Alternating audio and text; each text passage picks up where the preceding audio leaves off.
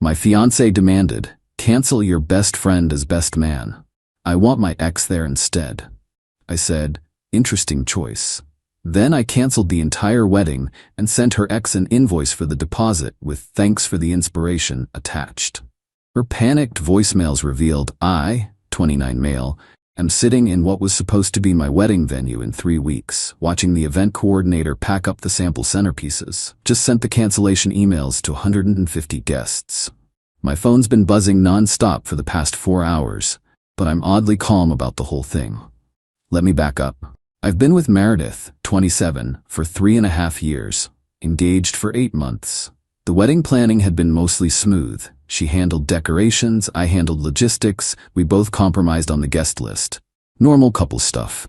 My best friend Derek, 30, and I have been tight since middle school. Dude literally saved my life once when we were teenagers, pulled me out of a riptide. He was there through my dad's cancer, my career struggles, everything. Making him my best man wasn't even a question. Last Tuesday, Meredith drops this bomb over dinner. So I've been thinking, Derek shouldn't be your best man. I literally stopped mid-chew. What? Why? He's just not wedding party material. He's awkward at events. Derek's an engineer. Yeah, he's quiet, but awkward. The man gave a beautiful toast at his brother's wedding last year. Meredith, what's this really about? She fidgets with her napkin. I want Blake in the wedding party. Blake, her ex. The one she dated for 4 years before me. The one whose name still popped up on her phone occasionally. You want your ex at our wedding? Not just at it. I want him as a groomsman, maybe even the best man since you need to replace Derek anyway. I actually laughed. Thought she was joking. She wasn't. Listen, she continues. Blake and I stayed friends. He knows all our friends. He'll make the photos look better, and honestly, he's more presentable than Derek. More presentable? Blake's tall, photogenic. Derek's, short, balding. It'll throw off the aesthetic. The aesthetic. My best friend of 17 years should be excluded from my wedding for the aesthetic. And, she adds, like this is the deal closer. Blake already agreed to do it. You already asked him? Before talking to me? I knew you'd be weird about it. I set down my fork. Really looked at her. This woman I was about to marry just called my best friend unpresentable and went behind my back to recruit her ex. Interesting choice, I said quietly. She smiled, thinking she'd won. So you'll tell Derek? Oh, I'll handle everything. Wednesday morning, 8 a.m., called the venue, explained I needed to cancel. They kept the deposit, 10 grand, non-refundable. Fine. Called the catering company, another 3 grand deposit gone. Photographer? 2 grand. DJ? 500. Florist? 1,500. By noon, I'd canceled everything. Total loss about $22,000. Money I'd saved for 3 years. Then I did something petty, maybe even stupid. But it felt right. I made an invoice, a professional one like I use for my freelance design work. Addressed to Blake Hutchinson. Itemized list of all the deposits lost. Total due $22,000. At the bottom, in the notes section, thanks for the inspiration to cancel. Best man position clearly meant more to you than it did to her. Emailed it to him with Meredith CC'd. Then I sent a group message to all 150 wedding guests. The wedding between myself and Meredith is canceled. No drama, just realized we have fundamentally different values. Thank you for your understanding. Packed a bag, turned off my phone, and went to Derek's place. His reaction when I told him, dude, I never liked her anyway. Beer? It's been 6 hours. I finally turned my phone back on. Voicemails from Meredith, 14 texts from Meredith, 68, missed calls from her mom, 8, texts from Blake, 3. The first voicemail, timestamp 12:23 p.m., crying, what did you do? Why is the venue saying we're canceled? Call me back. Second one, 12:05 p.m., angry, you can't just cancel our wedding without talking to me.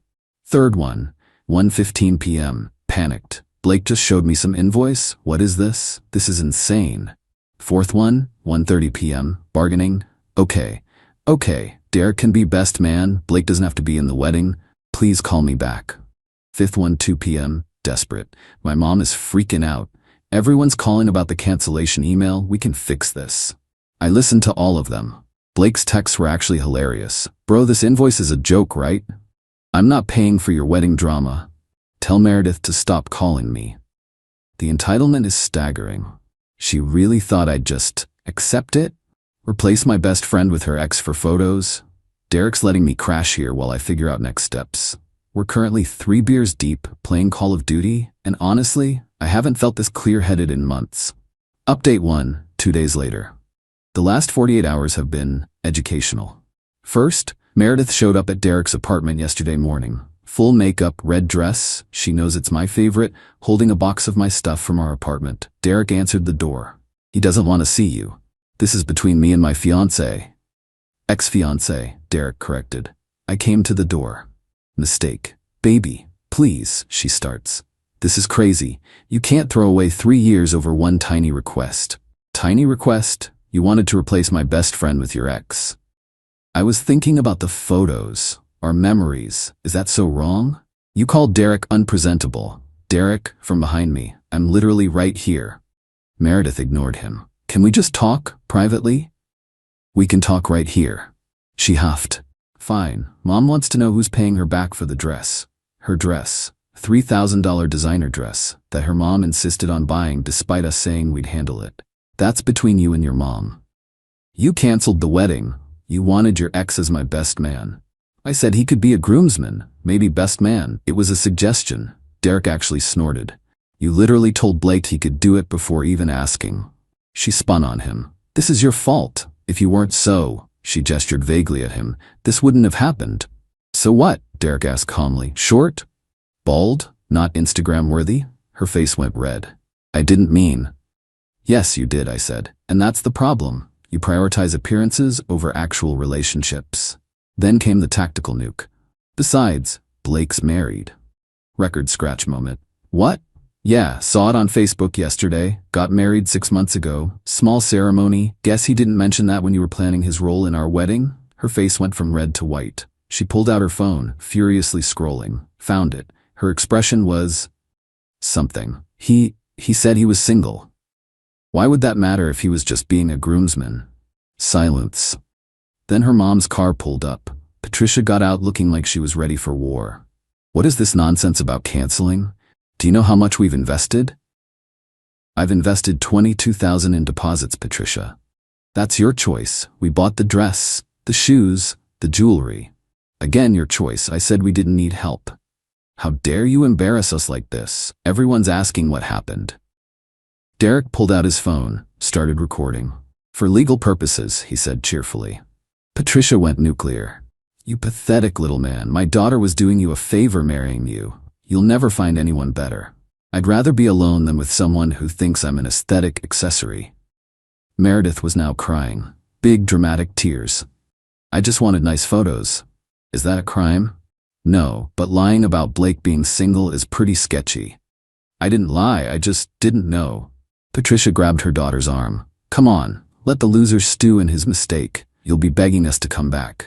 As they left, Patricia shouted, We're keeping the gifts. What gifts? I called back. I canceled before the shower. Door slam. Car peel out. Blake texted an hour later. Dude, she's been blowing up my wife's phone. Make it stop. I responded, not my circus anymore. Then the social media campaign started. Meredith posted this long thing about toxic masculinity and men who can't handle confident women. Her friends piled on. Comments about how I was threatened by her past and too insecure for an adult relationship. So I posted the invoice I sent Blake.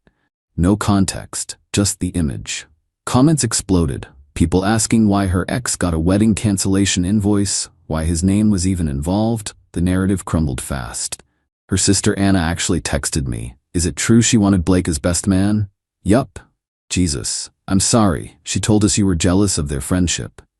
She wanted to remove Derek for the aesthetic and replace him with Blake. That's... Wow. Mom's telling everyone you're having a breakdown, tube you.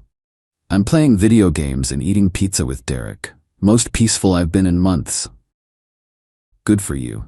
Last night around 11 p.m. Meredith sent a long text. I'm sorry I hurt Derek's feelings, but you're overreacting. Blake means nothing to me romantically. I just wanted our wedding to look perfect. Every girl dreams of the perfect wedding photos. Why is that wrong? You're throwing away our future over one small ask. Please reconsider. We can do counseling. I'll apologize to Derek. Whatever you want. I responded, you planned our wedding with your ex before consulting me. That's not a small ask. That's a fundamental breach of trust. The deposits are gone. The relationship is done. Please stop contacting me. You're going to regret this.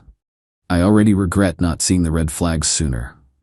She sent 30 more texts, ranging from insults to apologies to threats about what she knows about me. I'm genuinely curious what she thinks she has. Derek's been a champ. Took today off work to help me apartment hunt. Found a decent studio downtown. Moving in next week. Already called a lawyer about getting my stuff from our old place. The wedding was supposed to be in 18 days. Instead, I'll be setting up a new apartment. Honestly, can't wait. Update 2, 1 week later.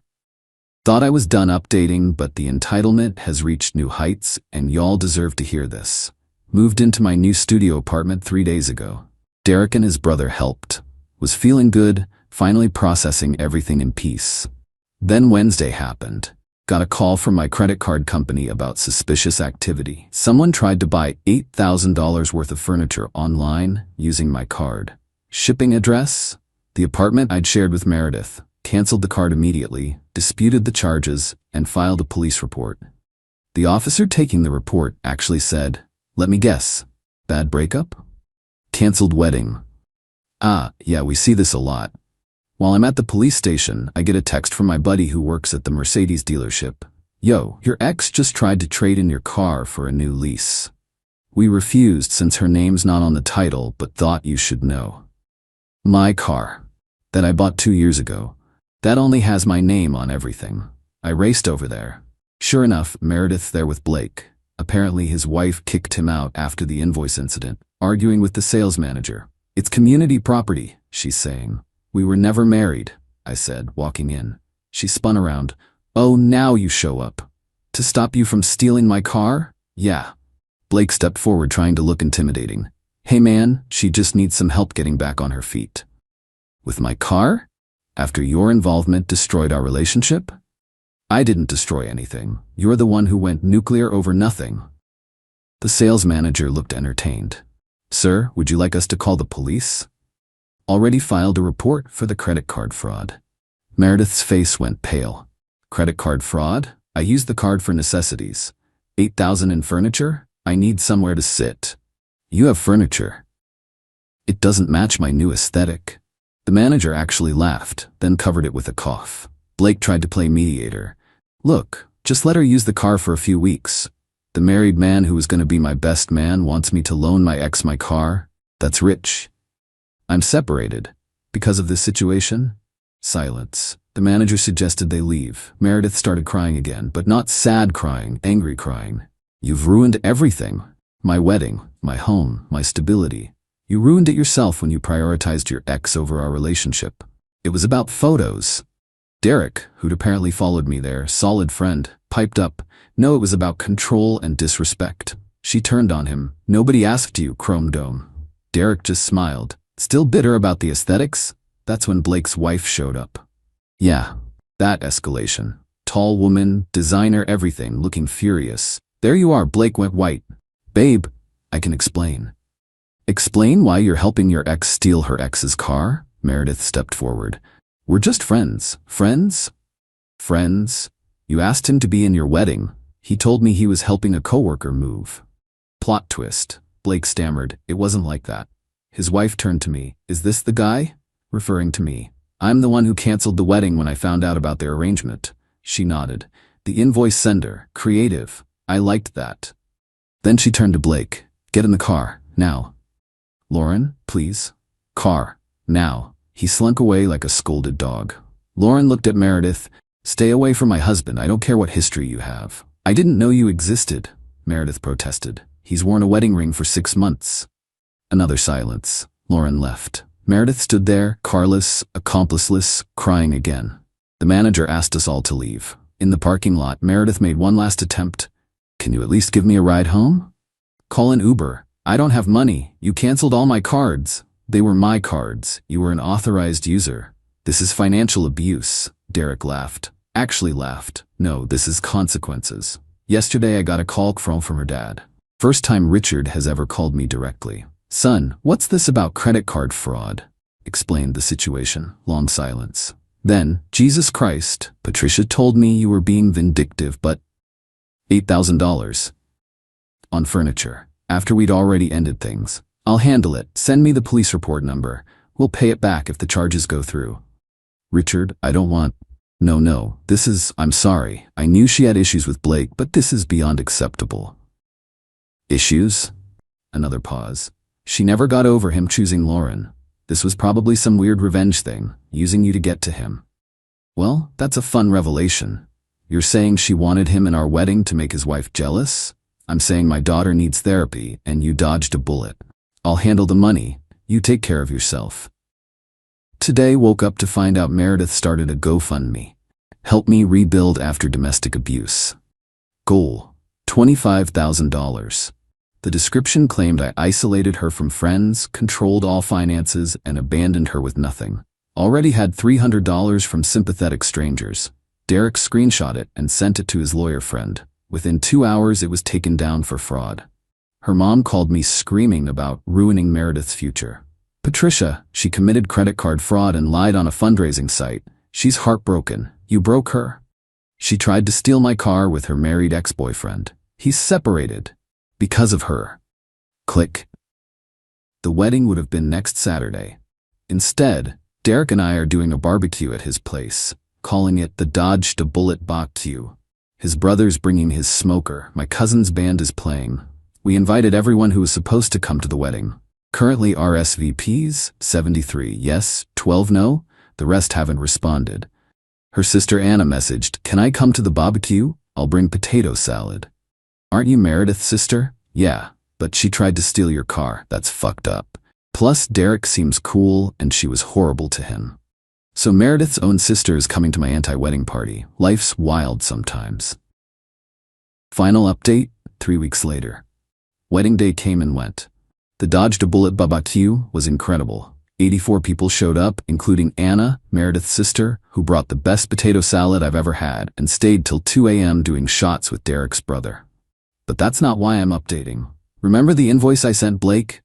The $22,000 one? Well, Lauren, Blake's wife, did something amazing. She actually sent me a check for $5,000 with a note. This is from Blake's personal account. Consider it partial payment for the chaos he helped cause. The rest is coming in installments once my lawyer is done with him. Thank you for opening my eyes. L. I didn't cash it initially, felt weird. But Derek convinced me. Dude, that money was for your wedding. Take it. So I did. Put it straight into savings. Then yesterday got served with legal papers. Meredith is actually suing me for deliberate infliction of emotional distress and financial abandonment. She's seeking $50,000 in damages. Her claims, I maliciously canceled the wedding to humiliate her. I trapped her in financial dependence, then cut her off. I orchestrated a harassment campaign against her. I caused her to lose her job. News to me. That last one was interesting. Called Anna to ask WTF.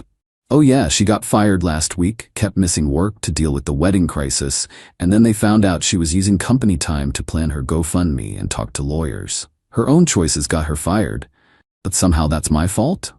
My lawyer, yes, got a real one now, laughed when he read the filing. This is desperation. She has no case. Countersue for the credit card fraud and will probably never hear from her again. But the real kicker came this morning. Richard, her dad, called. I need you to know something. We're moving. Okay? To Florida, Patricia and I, next month. That's good for you? We're not taking Meredith. Silence. She's 27 years old and we're done enabling her. This whole situation, finding out about Blake, the theft attempts, now this lawsuit, we're done. Richard, you don't have to. Yes, I do. You were good to her, better than Blake ever was. She destroyed it for some fantasy where she could have both of you. That's not normal. Patricia disagrees, but I'm putting my foot down. What's she going to do? Figure it out like adults, like you did when she blew up your life. This seems harsh. Son, she tried to steal your car. She committed fraud. She's suing you for 50 grand. You're worried about harsh? He had a point. The lawsuit is ongoing, but my lawyer says it'll likely be dismissed. The credit card fraud case is moving forward. The DA is actually pursuing it because she used the card after we separated, which shows clear intent. Blake and Lauren are getting divorced. He's living with his brother. Meredith apparently reached out to him about moving in together, but he blocked her. Even Blake has limits, apparently. Last I heard from Anna, Meredith is couch surfing between friends, posting increasingly unhinged Instagram stories about rising from the ashes and phoenix energy. She started selling essential oils through some MLM, claiming they helped her heal from narcissistic abuse. Me? I love my studio apartment. Derek and I started a weekly poker game with some guys from his work. I'm dating casually, nothing serious, just coffee and conversation. The $22,000 in wedding deposit still stings, but I'm slowly rebuilding my savings. My therapist, got one of those too, said something interesting. You didn't dodge a bullet. You dodged a missile, one that would have exploded after you were legally bound to her. She's right. Sometimes I wonder what would have happened if I just let Blake be a groomsman. Probably would have married her, lived an increasingly controlled life, and eventually caught her actually cheating with him. Instead, I'm free. Broke, but free. Single, but not being manipulated. Starting over, but on my own terms. Derek said it best at the Bach You lost 22 grand, but saved your soul. Worth every penny.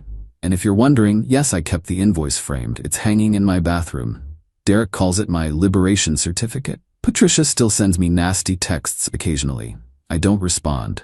Meredith tried making a TikTok about toxic ex syndrome. It got 47 views and one comment. Didn't you try to steal his car? The wedding would have been a month ago today. Instead of celebrating an anniversary, I'm sitting on my secondhand couch in my tiny apartment, eating takeout Chinese with Derek, and I've never been happier. Sometimes the best thing you can do is cancel the wedding and send the invoice. Edit, since someone asked, yes, the credit card fraud charges stuck. She got 18 months probation and has to pay restitution. The civil lawsuit was dismissed with prejudice last week, and Blake's wife Lauren and I are actually friends now. She sends me memes about dodging bullets. Life's weird. My fiancée demanded a strict prenup to protect her future assets, or the wedding was off. I signed it without hesitation. 3 years later, I won the $5 million jackpot. When she asked for her share, I pointed to the clause she wrote herself. Her lawyer was speechless. Original post. I, 35 male, married my now wife, 33, 3 years ago. We'd been dating for 2 years before that, and honestly, I thought she was perfect. Smart, ambitious, had her life together. She worked in pharmaceutical sales, made decent money, had a nice condo she owned outright thanks to an inheritance from her grandmother. About 6 months before our wedding, she sat me down for the talk. I thought maybe she was pregnant or wanted to discuss kids. Nope. We need a prenup, she said, sliding a folder across the table. I wasn't opposed. I'm a high school history teacher, made about $62 a year at the time. She was pulling in around $95 with bonuses. I figured she wanted to protect her condo and savings. Made sense. Okay, sure, we can hire a lawyer together and... I already had my attorney draft it. Red flag? Maybe. But I loved her, and honestly, what did I have to protect? My 2015 Honda Civic and about $18 in savings? I opened the folder. This thing was thorough, like 37 pages thorough. The key points. Her condo remains her separate property. Her inheritance and any future inheritance stays hers. All assets acquired before marriage remain separate. Any assets acquired during marriage through individual means remain the property of the acquirer. Any lottery winnings, gambling proceeds, or windfall gains acquired by either party remains separate property of the winner. Income earned during marriage goes into separate accounts. We'd split household bills 60-40 based on our income ratio. That last point about lottery winnings? I actually laughed. Babe, I buy maybe one scratch ticket a year when I'm feeling lucky. This seems excessive. She didn't laugh. My attorney insisted. It protects both of us. Both of us? I don't have anything. Exactly, so you have nothing to lose by signing. Her mother was there too, another red flag I ignored. Sweetie, this is just smart planning. You understand, right? My daughter worked hard for what she has. She needs protection. I shrugged. Fine, let me have my own lawyer review it first though. Why? Don't you trust me? My fiancée's face did this thing where she looked hurt but also annoyed. It's not about trust, it's about being smart, like you said. She sighed dramatically. Fine, but if you don't sign it, there's no wedding. I can't marry someone who won't respect my boundaries. I took it to a lawyer buddy who owed me a favor. He skimmed it, laughed, and said, "Dude, she's protecting assets you don't even have access to. This is so one-sided, it's almost funny. But hey, you're not losing anything you currently have, so if you love her, sign it." I signed it. We got married. Things were fine. Not great, but fine. She kept her money separate, I kept mine. We had a joint account for bills that we both contributed to. She made it clear early on that her condo was hers, even though I lived there, and I shouldn't redecorate or change anything without asking. Then, about 4 months ago, I stopped at a gas station on my way home from work. Bought a Mega Millions ticket on impulse. $2. Didn't think twice about it. 3 days later, I was grading papers when I remembered to check the numbers. I won. Not the full jackpot, but I matched 5 numbers plus the mega ball on a smaller drawing. $5.2 million before taxes. I literally sat there for 20 minutes checking and rechecking. Called the lottery office. Verified. It was real. $5.2 million. After taxes, I'd see about $3.1 million. Still life-changing money. I told her that night at dinner.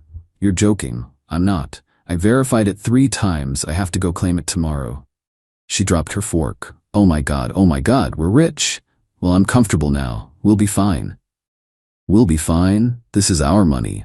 I shook my head slowly. "Actually, no. Remember the prenup? Any lottery winnings, gambling proceeds, or windfall gains acquired by either party remain separate property of the winner. Your lawyer was real specific about that." Her face went white, then red. "That was meant to protect my future assets. It says either party. That includes me." "But you don't have anything. That clause was for me." "Babe, it's in writing. It's legally binding." She stood up, grabbed the prenup from her home office, and started flipping through it frantically. I watched her find the clause, watched her read it over and over. "This isn't fair. I didn't mean it like this." "What did you mean it like?" "I meant if I won something, it would be mine. You were never supposed to actually win anything." The entitlement was stunning. "So it's only fair when it benefits you?" "Don't twist this. We're married. We're supposed to share. Like we shared your inheritance, your condo, your separate savings account?" She had no response to that. Just stared at me like I'd betrayed her. I claimed the winnings the next day. Took the lump sum. Set up a meeting with a financial advisor. Got everything squared away. I haven't filed for divorce yet.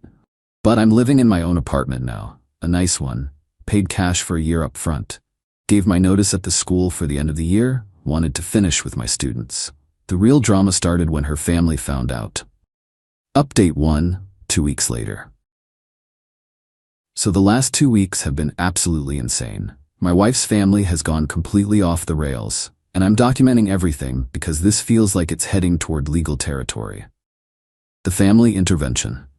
4 days after I moved out, my wife's mother organized what she called a family meeting. She showed up at my new apartment with my wife, her father, and her brother, who I've always thought was a tool, now confirmed. I opened the door. "How did you get my address?"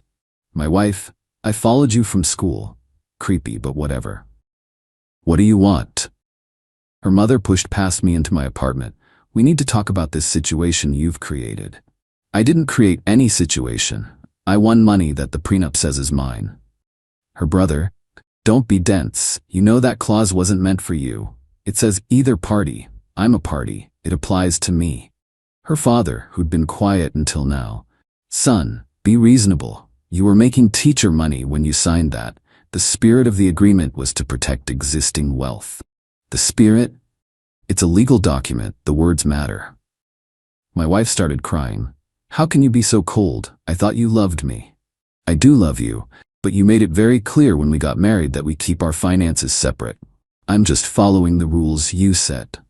Her mother: "This is financial abuse. You're withholding marital assets." I actually laughed. "Your lawyer drafted that prenup. Your lawyer put in that specific clause about lottery winnings. I just followed it." Her brother got aggressive. Stepped up close to me. "You're really gonna screw over my sister like this? After everything she's done for you?" "Like what?" "Letting me pay 40% of the bills while living in her condo that I couldn't change or personalize? Real generous." That's when he shoved me. Not hard, but enough that I stumbled back. Big mistake on his part. "Get out, all of you, now." Her mother: "We're not leaving until you agree to share that money fairly." Fair? Like how it was fair that her inheritance was off limits? Like how it was fair that her condo was completely hers even though I lived there? Get out. I pulled out my phone. I'm calling the cops. You have 30 seconds. They left, but not before her mother said, "You'll regret this. We'll see you in court." The lawyer consultation. My wife did exactly what her mother threatened. I got served with papers 3 days ago. She's trying to argue that the prenup should be thrown out because it was signed under duress, and the lottery clause was unconscionable. I met with my own attorney yesterday. His name's on my contacts list as best decision ever now. He read through everything, looked at the timeline, reviewed the prenup, and just started grinning. This is beautiful. She drafted this herself? Her lawyer drafted it. Even better, she had legal representation. You had legal representation. There's no duress claim here. And unconscionable? She's the one who insisted on the separate property provisions. She can't cherry-pick which ones apply. So I'm good? You're golden. In fact, I think we should countersue for the cost of this frivolous lawsuit plus attorney fees. Will that work? Her lawyer's going to take one look at this prenup and tell her to drop it. If she doesn't, she's going to hemorrhage money on a case she can't win. The financial manipulation. Here's where it gets really ugly. Yesterday, I got a call from my bank. Apparently, my wife tried to claim there was fraud on our joint account, the one we use for bills, and attempted to freeze all the funds in it. The account has maybe $4,200 in it. My share of bills for the next 2 months. The bank caught it because the prenup, which I'd provided to them when I started moving my money, clearly stated separate finances, and she's not authorized to make unilateral decisions on that account. But get this, she also tried to claim she needed emergency access to my new accounts because she was my wife and I was hiding marital assets. The bank shut her down hard, told her she needed a court order. She apparently had a meltdown right there in the branch. They have it on security footage. Then I got a call from my school principal. My wife had contacted them claiming I was experiencing a mental health crisis and needed to take a leave of absence, said I'd come into sudden money and was making erratic decisions. Thankfully, my principal knows me well. Just wanted to give you a heads up. We're not doing anything with this, but document it. The entitlement is honestly breathtaking. She wants to paint me as unstable while simultaneously trying to access money that legally isn't hers. The real kicker, I was going through old files yesterday and found something interesting. Remember how she said her lawyer insisted on the lottery clause? I found an email chain from before our wedding. She'd used our shared computer to print something and left her email open. She specifically told her lawyer to include that clause because, and I quote, "I occasionally buy lottery tickets, and if I ever win big, I don't want him thinking he's entitled to any of it." She wanted that protection. For herself. Never imagined it could apply to me. I forwarded those emails to my lawyer. He was thrilled. My wife's been texting nonstop. The messages started apologetic, then angry, then desperate. Now they're just weird. "We can work this out. I'll drop the lawsuit if you just share 50 cents, 40%. Please, I made a mistake. Can we just talk? You're destroying our marriage over money. Everyone thinks you're being selfish. My mom's lawyer says we have a strong case. They don't 30%. I haven't responded to any of them. My lawyer said not to engage. The preliminary hearing is in 3 weeks. Her lawyer already requested an emergency meeting with the judge to discuss the validity of the prenuptial agreement. My lawyer's response? Bring it on. Update 2. 1 month later. The courtroom drama exceeded my wildest expectations. Her lawyer really thought he had something here. He really did. The court hearing? We met in front of a judge last week for the preliminary hearing. My wife showed up with her mother, her brother, and 2 lawyers. 2. Apparently, she hired a second one who specializes in unconscionable contracts. I showed up with my 1 lawyer, a briefcase full of documentation, and 0 patience for nonsense. Her primary lawyer went first. Your Honor, my client believes this prenuptial agreement should be voided due to several factors. First, the clause regarding lottery winnings is unconscionable as it was never intended to. The judge held up her hand. Counselor, did your client have legal representation when signing this prenup? She did, but did the respondent have legal representation? Yes, however. Was there any coercion, fraud, or duress involved in the signing? Her lawyer hesitated. Not in the traditional sense, Your Honor, but my client was in love and didn't fully understand the implications.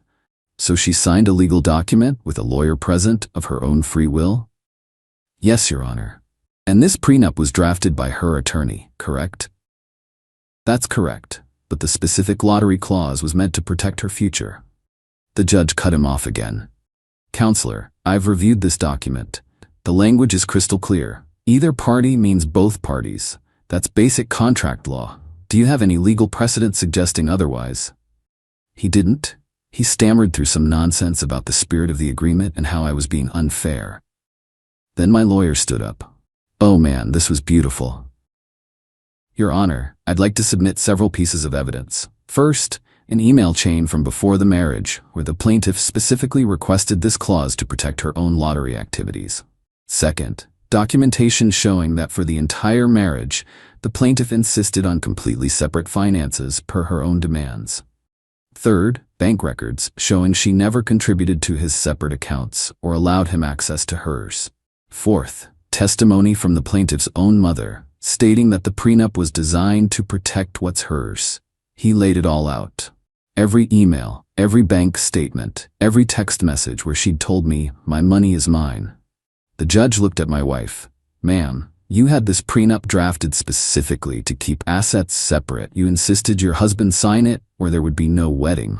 Is that correct? My wife tried to speak, but her voice cracked. Yes, but I never thought. You never thought he'd have assets worth protecting? That's not how contracts work. Her second lawyer jumped in. Your Honor, we'd like to argue that the prenup should be voided because the consideration was inadequate.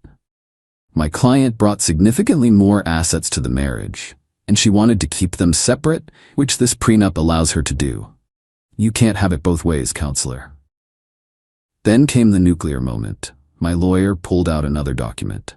Your Honor, we'd also like to submit this attempted fraud report from the defendant's bank. The plaintiff tried to claim fraud on their joint account and freeze his funds. She also contacted his employer claiming he was mentally unstable. We believe this demonstrates a pattern of financial manipulation and harassment. The judge's expression went from annoyed to seriously displeased. Is this true? My wife's lawyer looked like he wanted to disappear. Your Honor, my client was emotional and made some regrettable decisions. Some regrettable decisions? Counselor, attempting to freeze someone's bank account and contacting their employer with false claims isn't regrettable. It's potentially criminal. Her lawyer tried to salvage it. We'd like to request a continuance to better prepare our case. Request denied. This prenup is valid and enforceable. Case dismissed. Just like that, over. But my wife wasn't done. The parking lot ambush. As I was leaving the courthouse, my wife's brother and father cornered me in the parking garage. Not physically threatening, but definitely aggressive. Her father, you really did this. You actually screwed over my daughter. I followed the legal agreement she demanded I sign. Her brother, legal doesn't mean right. You know she needs that money. Needs? She makes $95 a year and owns a condo outright. Her father, she has expenses, plans. She was going to invest in a business opportunity. With my money? That's not how this works. Her brother stepped closer. Family takes care of family. Then where was this energy when she refused to let me put even one picture on the wall of her condo? Where was this when she made sure every penny she earned stayed separate from mine? Her father looked genuinely confused. That was different. She earned that money. And I earned this. Well, I won it. Same principle, according to the prenup she wrote. Her brother, you're making a huge mistake. When she's successful and you're still a broke teacher, don't come crawling back. I'm not a teacher anymore. I quit, and I won't be crawling anywhere. They didn't like that, but they left. The settlement offer. 2 days after the hearing, I got a call from her lawyer. A different one. Her third lawyer, apparently. My client would like to propose a settlement. The court already ruled. Yes, but she'd like to avoid further litigation. She's willing to drop all claims in exchange for $800,000. I actually laughed out loud. $800,000? For what? Pain and suffering, emotional distress, and to preserve the marriage. The marriage where she kept everything separate. The marriage where she made it clear my contributions didn't matter? That marriage. My client is willing to be reasonable. Tell your client I'm willing to give her exactly what the prenup entitles her to, nothing, because that's what I got from her stuff. That's very cold. It's very consistent. Have a nice day. I hung up and immediately called my lawyer. They offered me a settlement. Let me guess, they want you to pay them? $800. He laughed so hard I thought he'd hurt himself. The audacity. Absolutely not. In fact, I'm filing our countersuit today. The countersuit. My lawyer filed a countersuit for legal fees, harassment, attempted fraud, and defamation for contacting my employer with false claims. We're asking for $125,000 in damages. Her new lawyer tried to call it aggressive and vindictive. My lawyer's response? Your client tried to steal money through legal manipulation after losing in court. This is accountability. The discovery phase is ongoing, but here's what we've uncovered. 1. She took out a personal loan for $50,000 3 weeks before I won the lottery to invest in her friend's MLM scheme, essential oils or some nonsense. She was counting on her next bonus to pay it back. The bonus didn't happen because her sales tanked. 2. She's been telling everyone, friends, family, coworkers, that I'm stealing her money. Several people have contacted me asking why I'm being so cruel to her. 3. She tried to access my parents' information to explain the situation to them. My mom hung up on her after 2 minutes and called me laughing. 4. Her mother hired a private investigator to follow me, presumably to find evidence of something. The PI contacted my lawyer and said he'd be happy to testify that I've done nothing but work with my financial advisor and look at houses. The final straw. Last week I came home to find my car keyed. Not random scratches. The word thief carved into the driver's side door. I have a security camera now, first thing I bought after moving. The footage clearly shows my wife's brother doing it. I filed a police report. He was arrested yesterday. My wife called me crying, begging me to drop the charges. He's family. He made a mistake. He committed a crime. Please, he'll lose his job if he gets convicted. Should have thought about that before he keyed my car. I'll pay for the repairs. With what money? Your separate account that I was never allowed to know the balance of? She couldn't respond to that. I'm not dropping the charges. I'm done being the nice guy who gets walked all over. Final update. 2 months later. It's over. Finally. Let me wrap up this saga. The divorce. I filed for divorce 6 weeks ago. Given the prenup, it was straightforward. We had no shared assets beyond that joint account with $4,200 in it. We split it. She tried to claim she deserved alimony because she'd become accustomed to a certain lifestyle. The judge literally laughed. Ma'am, according to these records, you kept your finances completely separate throughout your marriage. You earned more than your husband. You contributed to exactly one joint account for bills. There is no lifestyle he provided that you became accustomed to. Her lawyer tried one last Hail Mary. Your Honor, the lottery winnings fundamentally changed the marital dynamics. The lottery winnings that the prenup explicitly designated as separate property. Try again, counselor. Divorce granted. Clean break. I walked out of that courthouse a free man. The countersuit results. The countersuit settled out of court. Her lawyer finally convinced her that going to trial would cost her more than just paying up. She agreed to pay $85,000 for legal fees, harassment, and the defamation claim. Her insurance covered the defamation part, but the legal fees came out of her pocket. Turns out that MLM investment went south fast. She lost the entire $50. She's now underwater on that personal loan, and her credits tanked because she missed 2 payments. The irony is beautiful. She tried to get my money to cover her bad decisions and ended up deeper in debt. Her brother's consequences. Her brother pled guilty to vandalism to avoid a more serious charge. He got 100 hours of community service and has to pay restitution for my car repairs, $2,800. He also got fired from his job because they have a zero-tolerance policy for criminal convictions. My wife's mother called me to yell about ruining his life. I reminded her that he ruined it himself when he committed a crime on camera. She hung up on me. The family aftermath. The family has completely fractured. My ex-wife's father apparently took my side, quietly. He called me a month ago. I owe you an apology. I didn't know how bad she'd gotten. Her mother enabled this behavior her whole life. I tried to warn her the prenup was too strict, but she insisted. We talked for an hour. Turns out he'd been unhappy in his own marriage for years, always bending to his wife's demands. Seeing this whole situation play out was a wake-up call for him.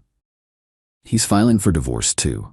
His soon-to-be ex-wife blames me for destroying the family, because of course she does.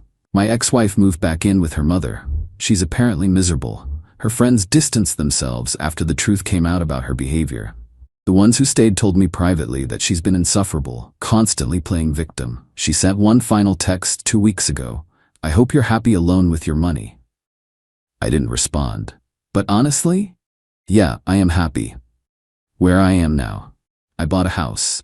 3-bedroom, nice yard, quiet neighborhood, paid cash. It's completely mine. No strings attached. I'm not teaching anymore.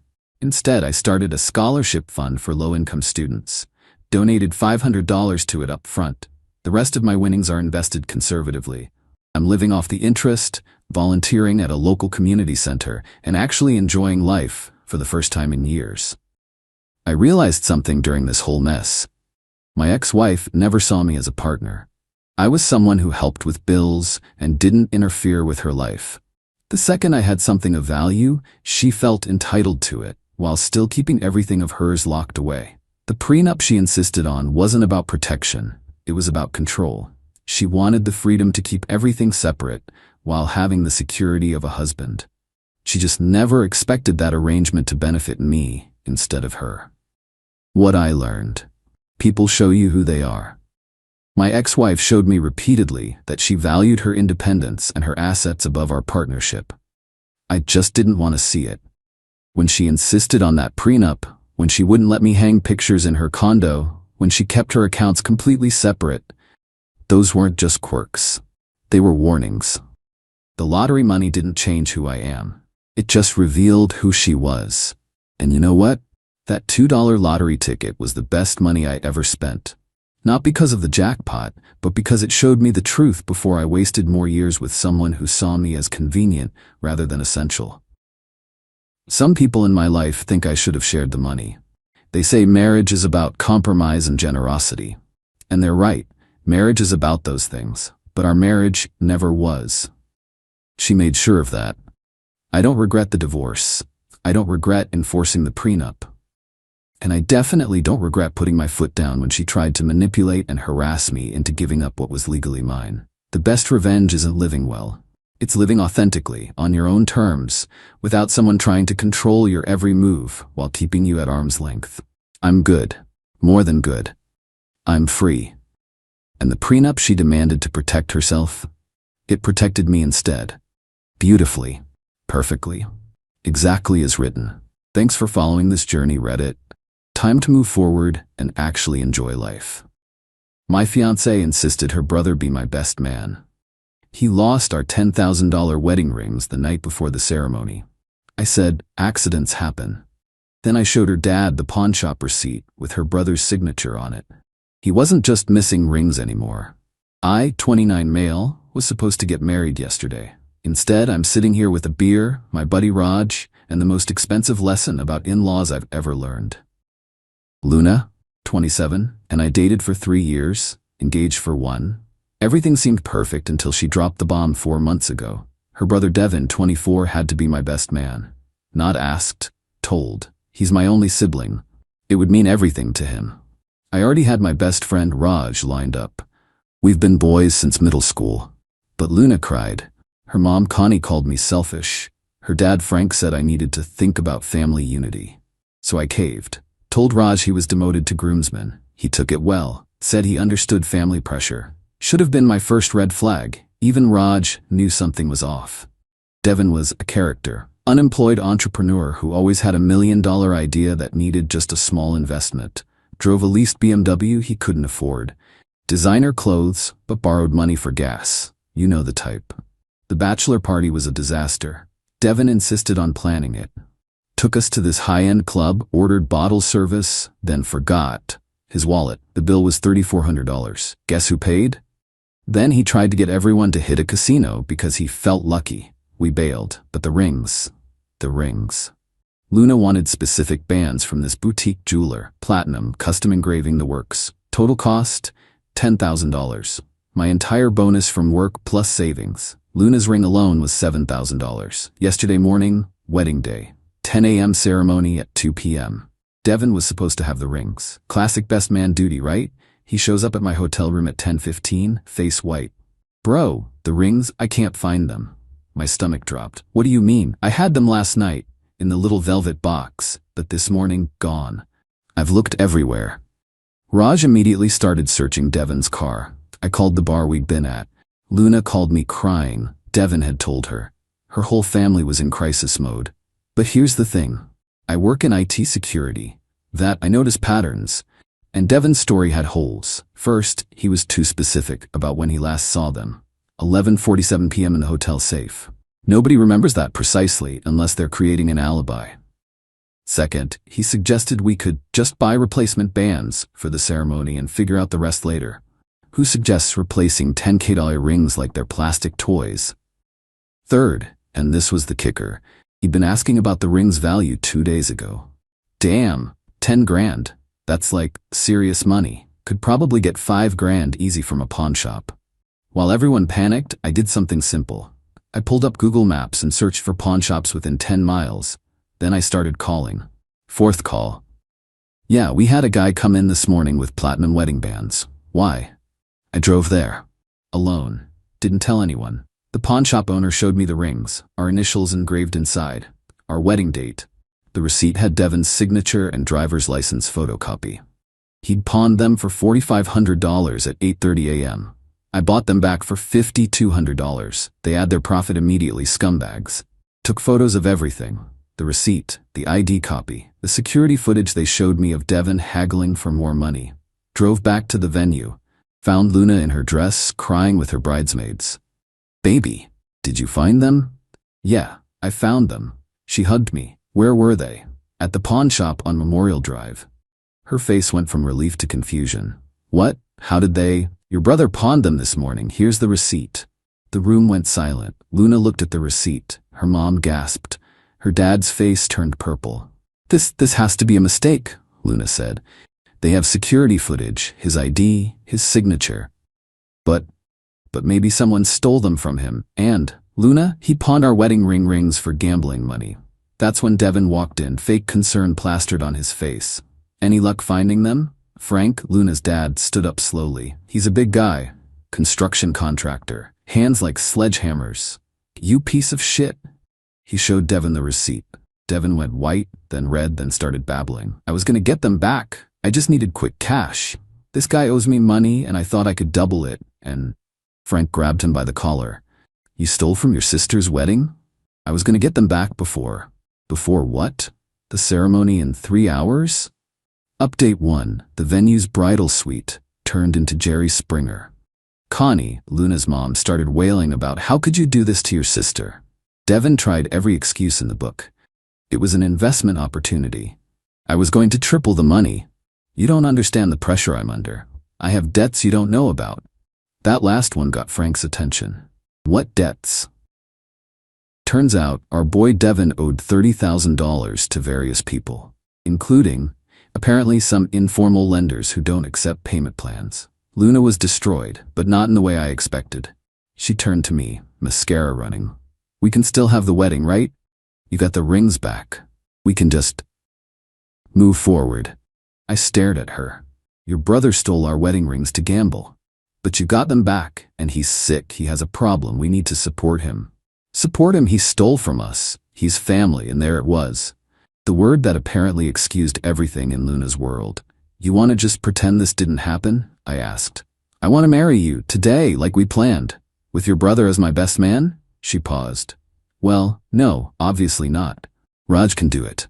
How generous, after your family forced me to demote him in the first place? That's not fair. Fair? Fair. Your brother, who you insisted be my best man, pawned our wedding rings on our wedding day. Her dad stepped in. Look, son, I get you're upset. We all are, but maybe we can. Did you know? I asked Frank. Know what? About Devin's debts, his gambling. Frank looked away. That was answer enough. You all knew. You knew he had a problem and you still insisted he be my best man. You gave him access to $10,000 worth of jewelry. Connie piped up. We thought he was getting better. He promised he was done with all that. I laughed. Actually laughed. When? When he was planning my bachelor party at a casino? The room went quiet again. I turned to Luna. I need to talk to you. We went to an empty room. I laid it out. Your family knew your brother was a gambling addict and insisted he be part of our wedding. He stole from us. And you want to just continue? Like nothing happened? We can work through this. Can we? What happens next time? There won't be a next time. There's always a next time with addicts who don't get help, and your family enables him. That's not. Your dad knew. Your mom knew. They all knew. And they said nothing. What else are they hiding? What else will they expect me to just work through because family? She started sobbing. Please, please don't do this. Not till we have 200 guests coming. Then you better start making calls. I left. Went to find Raj, who was waiting in the lobby. We out? He asked. We out, thank God. That family's toxic as hell, bro. Update 2. I didn't go home. Went to Raj's place. Turned off my phone for 3 hours. When I turned it back on, 73 missed calls, 156 texts, 28 voicemails. The texts ranged from, Luna, please come back, we can fix this, to, you're a coward for running, to, I'll do anything, please just talk to me. Connie, you've humiliated our entire family. 200 guests are asking where you are. You're destroying my daughter. Frank, let's talk man to man. I'll handle Devin. Don't throw away 4 years over this. And my personal favorite from Devin. Or overreacting, bro. I was gonna pay you back with interest. But the most interesting messages were from Luna's cousins and aunts. Apparently, this wasn't Devin's first rodeo. He stole $5,000 from his grandmother's funeral fund. He took out credit cards in his cousin's name. He sold his aunt's jewelry while house-sitting. Every time, the family covered it up. Paid it back. Made excuses. Devin's having a hard time. Devin's getting help. Family sticks together. 3 days later, Luna showed up at my apartment. I'd been staying at Raj's but came back to get clothes. She had a key, was waiting inside. We need to talk.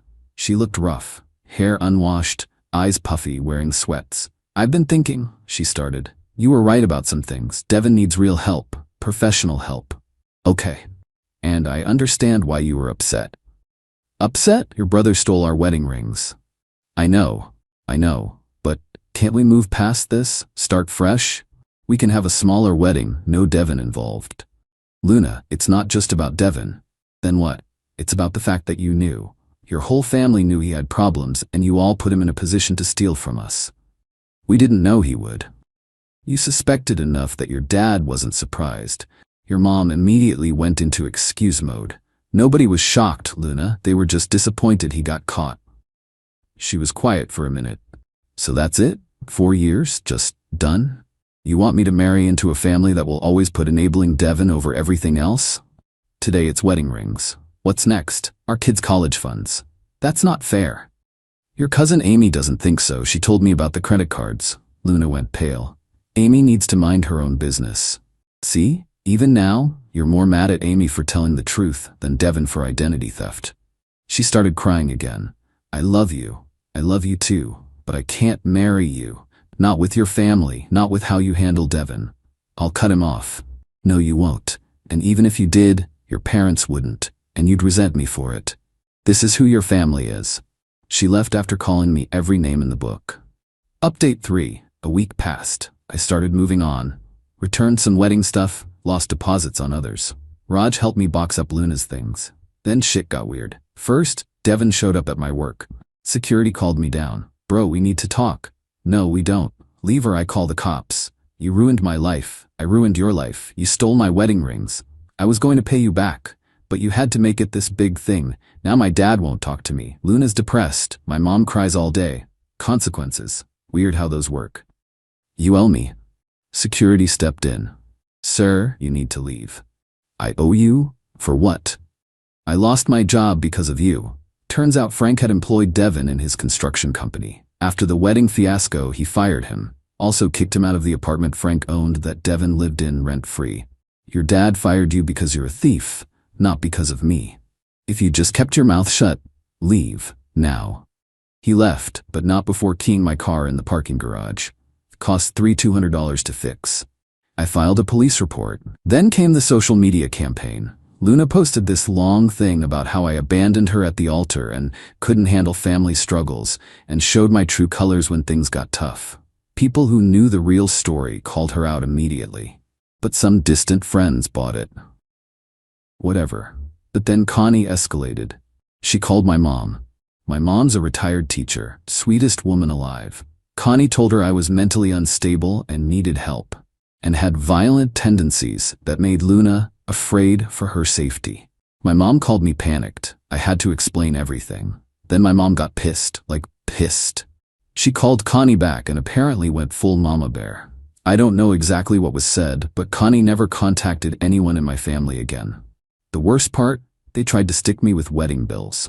The venue, the catering, the flowers, about $35,000 total. Everything was in both our names. But they refused to pay their half. I got a lawyer.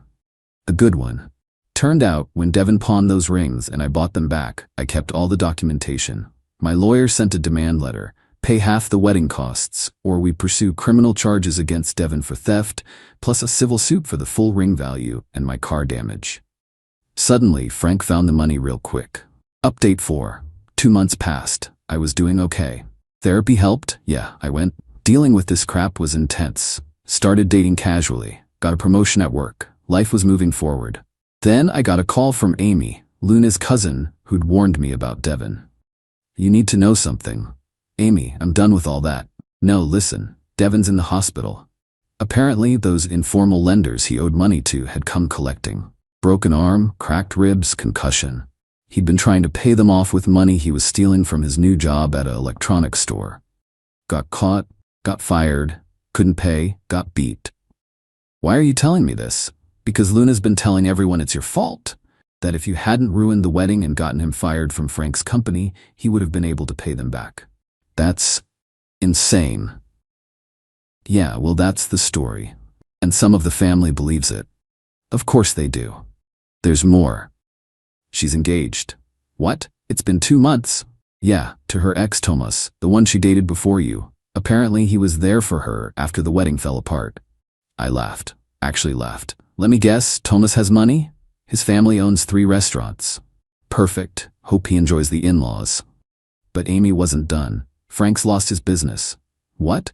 Turns out Frank had been covering Devin's debts for years. Mortgaged his business assets, took out loans. When Devin couldn't pay the recent batch, and Frank had to pay for half the canceled wedding, it broke him. He couldn't make payroll, lost contracts, had to declare bankruptcy. Connie blames you for that too. Of course she does. I just thought you should know, in case they try something. They did try something. Frank showed up at my apartment a week later. But not angry Frank. Broken Frank. He looked like he'd aged 10 years. I need to apologize. I let him in. Gave him a beer. He sat on my couch and just crumbled. You were right. About everything. We enabled him. We made excuses, and now I've lost everything trying to fix his mistakes. Frank. No, let me finish. I pushed you to make him best man. I knew he had problems. I thought if we included him, gave him responsibility, he'd step up. Instead, he destroyed my daughter's wedding and my family. Where's Devin now? Don't know. Don't care. He's dead to me. We sat in silence for a bit. Luna's engaged again, I said. He laughed bitterly. 3 weeks after meeting him again. Shows up with a ring, probably worth more than yours. Connie's thrilled. I told Luna she's making a mistake, rebounding, but family sticks together? Yeah, except when it doesn't. Except when it costs you everything. Frank left after finishing his beer. I felt bad for him, but not bad enough to forget he'd enabled this mess for years. Final update. Got a call from a number I didn't recognize last week. Almost didn't answer. Hello? Is this Marcus? Luna's voice. Yeah, my name's Marcus. Realized I never mentioned that. What do you want, Luna? I wanted to apologize. Bit late for that. I know. Tomas and we broke up. That was fast. He met my family, my full family. Devin showed up to our engagement party. Hi, asking for money, caused a scene. Tomas's parents were there. They told him if he married me, they'd cut him off. Smart people. I'm not calling to. I know we're done. I just wanted to say you were right about everything. About Devin, about my family, about how we enable him. Okay, he's in jail now. What? Broke into our parents' house, stole mom's jewelry, dad's tools.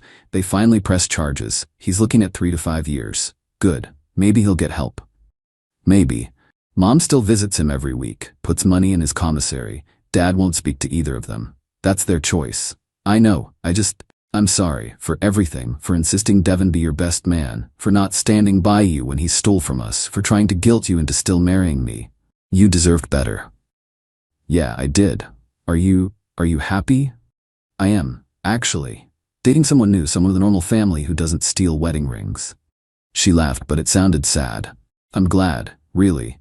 You're a good guy, Marcus. I'm sorry I couldn't see what my family was doing to us. It is what it is. Yeah, well, goodbye. Bye, Luna. That was it, the final conversation. Raj thinks I should have told her to screw off, but honestly, I just felt bad for her. She's stuck with that family forever. I got out. Oh, and the rings, I sold them. Used the money for a vacation. Went to Iceland with my new girlfriend, Jade.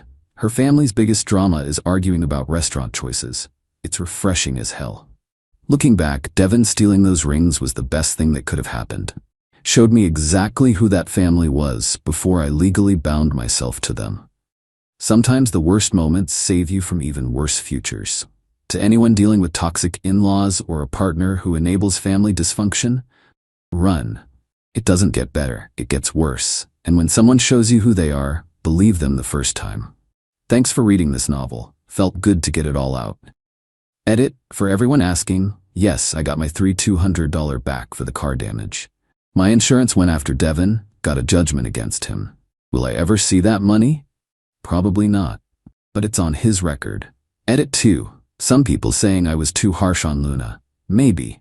But when your partner picks their toxic family over your legitimate concerns about theft, that's a deal breaker. I wasn't asking her to disown them, just acknowledge the problem and set boundaries. She couldn't even do that. Edit 3. Jade knows this whole story. She actually found this post. Hey babe, she says Devin did me a favor, and she's right. Also, her dad wants to buy me a beer for dodging that bullet. Her family's amazing.